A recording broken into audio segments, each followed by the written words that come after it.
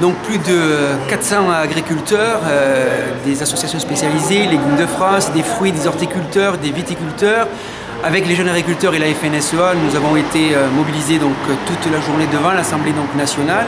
D'abord pour alerter donc, les parlementaires de cette injustice que nous disons depuis de nombreuses semaines, la remise en cause d'une partie des exonérations sur les travailleurs occasionnels qui va impacter l'agriculture de plus de 140 millions d'euros. Ça a été au moment où on parle de la compétitivité, de la fragilité de ces secteurs-là, un cri d'alarme qui a été donné auprès des parlementaires, aussi au niveau des partis politiques, puisqu'on est allé remettre symboliquement des paniers au Parti Socialiste, à l'UMP, et maintenant au ministre de l'Agriculture pour revenir sur la disposition de la loi de finances sur la remise en cause d'une partie des exonérations sur les travailleurs occasionnels.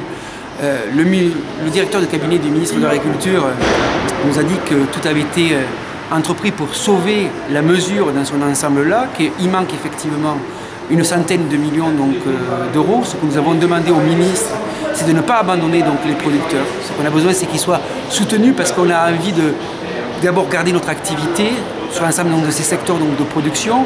On n'a pas envie de délocaliser nos productions dans d'autres pays, comme c'est déjà le cas pour un certain nombre de produits. On veut préserver l'emploi.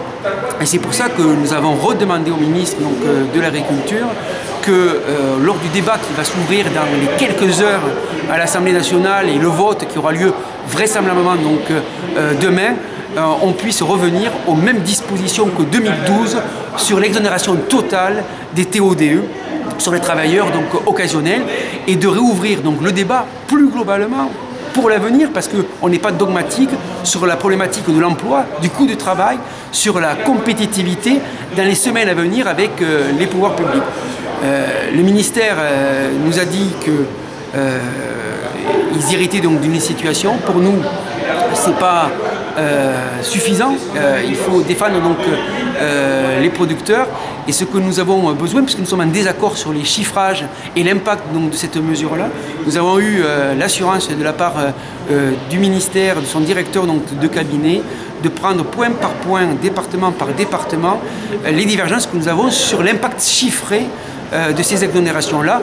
Donc pour nous, le débat n'est pas terminé. La mobilisation doit continuer auprès des parlementaires. Donc elle va continuer dès ce soir, dès demain, et avec le ministre de l'Agriculture dans les jours à venir pour démontrer que nous avons effectivement un besoin d'avoir des exonérations totales sur les travailleurs occasionnels.